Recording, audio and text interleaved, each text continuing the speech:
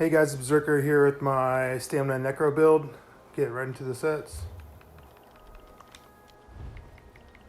Front bar, Maul of Essence Thief with, I like the Maul, sword's good too. I just preference, because I like the extra pin with the downtime of Onslaught. Reduce, I also have the Crusher enchant, which is nice for the keeping to apply pressure. What I like about the Crusher over, say, the Disease enchant is Disease enchant will proc once and then you have to wait for the cooldown, whereas this, it reduces their resistances for 5 seconds, so it cuts into the cooldown of the glyph. Everyone knows what these ones are. It's a pretty popular set. Max damn, weapon damage. And then 4290 health and 3900 or 3900 stamina every 10 seconds, increasing your damage done. Potentate's back bar with a weapon damage enchant, powered. I found powered gave the most healing. Next was Nirnhoned, or you could also go defending. So as I don't use any damage or bow abilities, powered was a little bit better than Nirnhoned. But if you use poison inject, you can either go with this, Nirnhoned, infused, or use the master's bow. But I just prefer this. Bloodspawn, triglyph on the head. I typically put triglyphs on most of my monster helms just because so I can use them for mag or stam. I don't have to have two or swap glyphs. Next is Clever Alchemist. This got a recent rework. It went from 661 to 675 for the damage, and also got another 5 seconds of the uptime. So it went from 15 to 20 seconds, which gives it a 25-second cooldown. So it's like a 45% uptime. Then if you wanted to, you could use an infused jewelry enchant of the reduced speed for potions, and that pumps it up to about 54% uptime. But I find this is just fine without it, and I don't really like the loss of damage with not having a glyph, weapon damage glyph. It's health, and damage. Plus my shoulder. I'm running 2 heavy, 2 heavy, 5 medium. All max stam minus the helm. And then jewelry's all infused weapon damage. I'll get into consumables. I use Lava Foot. I like this just because you get a little more stam and extra recovery. And for the most part, I run these, just the standard stamina moves.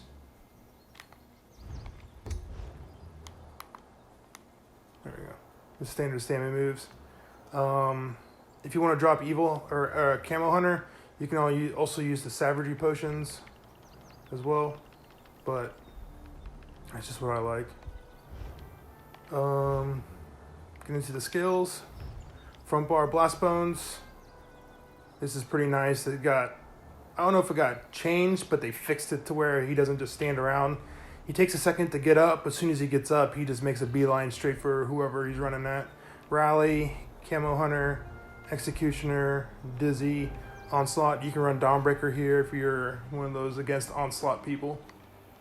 Temporal Guard, Summoner's Armor, Shuffle, Vigor, Spirit Guardian, Mortal Coil. I like Mortal Coil. This is probably the flex spot right here. You can run the Purge. You could run the, what's the other skill? Necrotic Potency, which is pretty nice for extra ult and heal. But I like this. It's almost all the time with if you're rotating your buffs and your Mender and your armor drop, so you can use that. And it's a good amount of healing and stam returning. You get ulti for casting it with the passive. And then your healing does increase. So between this and powered, your healing's pretty strong on your back bar. Getting to the CP. I'm just gonna pause it and you guys can look. I'm not gonna read it off.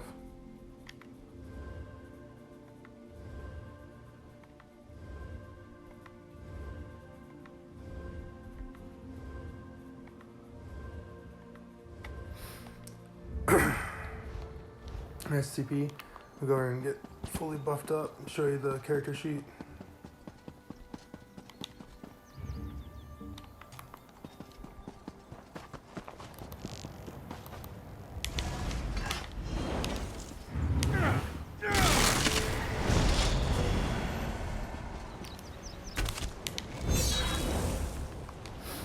Yeah, 5.7k weapon damage. I don't know why that says 10% crit.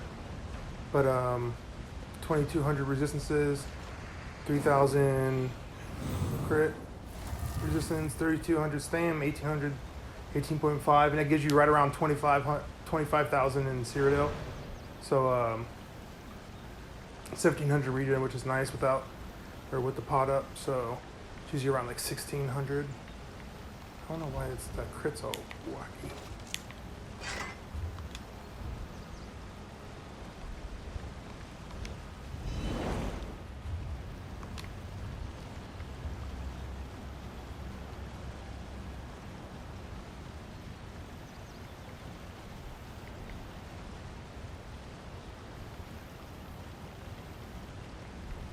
That's weird. It was at the. That's weird. That's a bonus. Let's see if it does that again.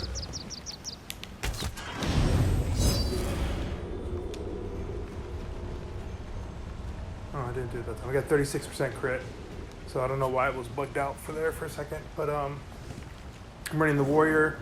I'm also a Nord, just like everybody else. It doesn't matter really the race. I just prefer the extra resistances and ult gen because I just think that's more fun. And it helps with burning medium. So I'm going to show you how they reworked Essence Thief. See, it procs and it shoots a beam up in the sky, and it's really nice for seeing it on the ground. So it makes it easier if there's a lot of ground effects. I think let's see what some of these tooltips are.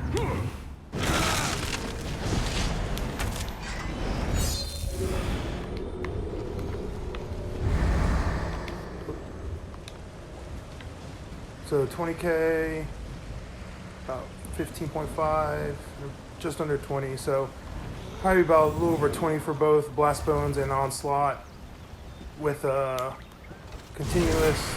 So pretty fun build. Sets are pretty easy to get if you have, Essence isn't that easy, but you can, I think the rings have dropped in the golden and you can go farm it in White Gold Tower, or you can just buy stacks of key frags, which is what I did just to make life easier. And Clever Alchemist is a crafted set. Another reason I like Clever is because the damage is actually more than Fury, and you get to control the proc. Whereas the only, I guess it could be a benefit is Fury is consistently going up, so you get consistently more and more weapon damage. So you get to the 600 with the full stacks, but with the Clever, you get all your damage up front when you proc it, and you get to control it. And even if you're kiting and you're not using a damage, proccing that, raising your weapon damage that much, it also boosts your heals. So even if you can't turn and go on the offensive, having that extra damage also increases your survivability. So let me know what you guys think, and have a nice day.